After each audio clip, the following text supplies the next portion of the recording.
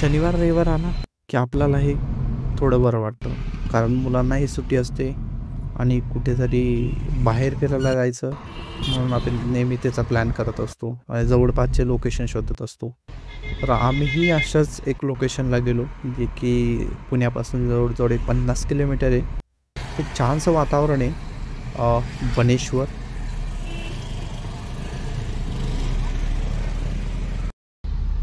नमस्कार मित्रांनो, मी भरत धनगर. आपण निघालो आहे आज एक निसर्गरम्य वातावरणाला. चला तर आपण या वातावरणाचा आनंद घेऊ. तुम्ही पूर्ण एक दिवस तिथे स्पेंड करू शकता आपल्या परिवारासोबत. आम्ही हडपसरवरनं निघालो आणि जवळजवळ आम्हाला एक तास 25 मिनटं, जवळजवळ 30 तास आमचा गेला ट्रॅव्हलिंगमध्ये. एक दिवस अगोदर पाऊसही पडला होता. असं वातावरण खूप छानसं वाटत होतं आणि आम्हाला ट्रॅफिकही जास्त लागली नाही, कारण शनिवारचा दिवस होता. आम्ही जवळजवळ नरसापूर गावामध्ये आलो. तिथे आम्हाला थोडी ट्रॅफिक लागली, कारण संध्याकाळी इथे खूप मोठी ट्रॅफिक होते. जसं आम्ही बनेश्वरच्या गार्डनला एंट्री केल्यानंतर कार पार्किंगला लावली. तिघांनी आम्ही गंध लावल्यानंतर आम्ही मंदिरामध्ये प्रवेश केला. खाली उतरल्यावरती तुम्हाला 2 कुंड मिळतील. त्या 2 कुंडांमध्ये खूप सारे कासव आणि मासे आहेत. थोडं जवळ गेल्यावर पिंपळाच्या झाडाखालती महादेवांची मूर्ती आहे. तुम्ही गाभाऱ्यामध्ये प्रवेश करताना तुम्हाला वरती एक देवाचं असतं आणि एक खाली राक्षस असतं. नेहमी लोक चुकी काय करतात की खाली जे राक्षस आहेत त्याच्या पाया पडतात आणि वरती डोक्यावरतीचे देव आहेत त्यांना सोडून देतात. तिथे गाभाऱ्यावरती एक लिहिलेलं होतं की तुम्हाला गाभाऱ्यामध्ये प्रवेश करण्यासाठी शर्ट, बेल्ट, सॉक्स, लेदर या ज्या वस्तू असेल त्या तुम्हाला बाहेर ठेवाव्या लागतील. आणि जर तुम्ही हाफ पॅन्ट घालून आला असाल तर तुम्हाला आतमध्ये गाभाऱ्यामध्ये प्रवेश करता येणार नाही. तुम्ही गाभाऱ्याच्या बाहेर निघाले तर तुम्हाला एक देवाची मूर्ती मिळेल आणि पूर्ण बाहेर निघाल्यावरती तुम्हाला एक दक्षिणमुखी हनुमानाचं मंदिर लागेल, जे की तुमच्या लेफ्ट साईडला असेल.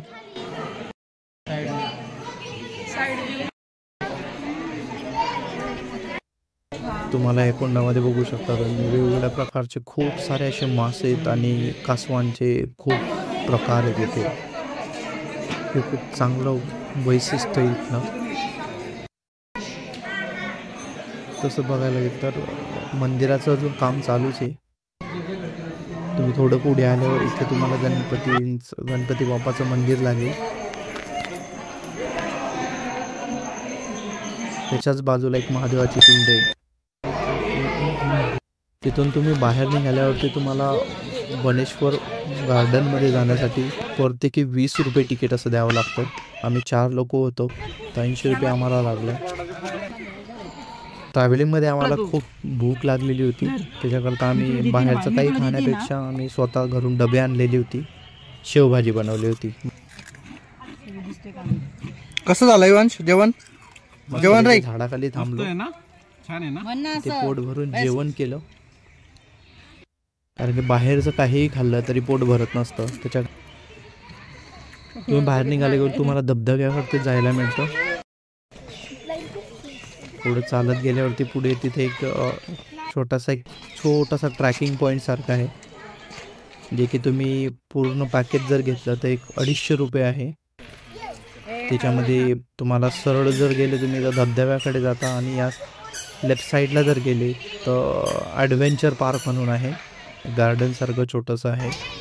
हे बनेश्वर ॲडव्हेंचर पार्क आहे. इथे प्रति व्यक्ती शुल्क जर बघायला गेले तर संपूर्ण पॅकेज हे 250 रुपयाचं येतं. आणि तुम्हाला जर सेपरेटली घ्यायचं असलं तर मग तुम्हाला झिप लाईन आहे 100 रुपयात, बर्मा ब्रिज आहे 50 रुपये, ट्रॅव्हल नेट आहे 50 रुपये, लॉंग स्विंग आहे 50 रुपये, टायर स्विंग आहे 50 रुपये. असं बरेचसे ॲडव्हेंचर आहेत तिथे, जेणेकरून पूर्ण एक दिवस तुम्ही या पार्कमध्ये तुमचा स्पेंड करू शकता. इथे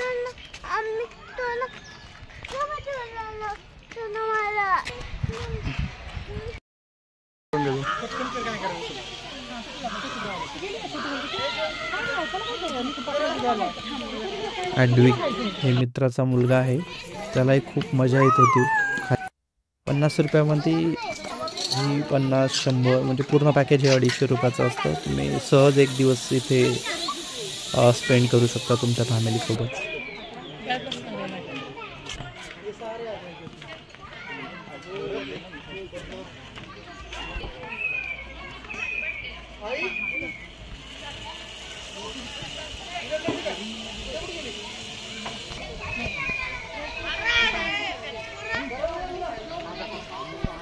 आम्ही तिथून बाहेर निघालो आणि धबधब्याकडे आलो.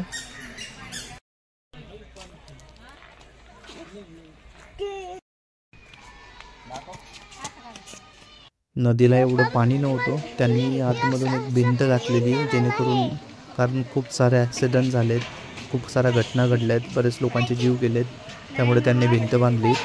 प्लस कपारीवरती जर बघितलं तर तिथे पाण्याचे असे खूप मोठे धबधबे, त्यासाठी लोकांना ते जाऊ देत नाही. आम्ही संपूर्ण जवळजवळ 2 ते 3 तास तिथे स्पेंड केले, बसलो, खूप सारा एन्जॉय केला फॅमिलीसोबत. तिथून आम्ही गार्डनमधून बाहेर निघाल्यावरती सर्वांना गोडा खायची इच्छा झाली. म्हणजे ते बनेश्वर गोडा म्हणून आहे. काकांना विचारलं कितीचा गोडा, तर काकाने सांगितले 20 रुपये. बाहेर आपण कुठे जर अशा कुठल्या प्लेसला गेले तर 50 रुपये 70 रुपये सहज ते घेतात, पण इथे अगदी 20 रुपये प्रति गोडा आहे. वयसला गोळा खायचा होता म्हणून रेड कलर चाललं होतं कधीपासून त्याचं. त्याला विचारलं कसा लागतोय, तो म्हटलं व्हिडिओ नको काढू.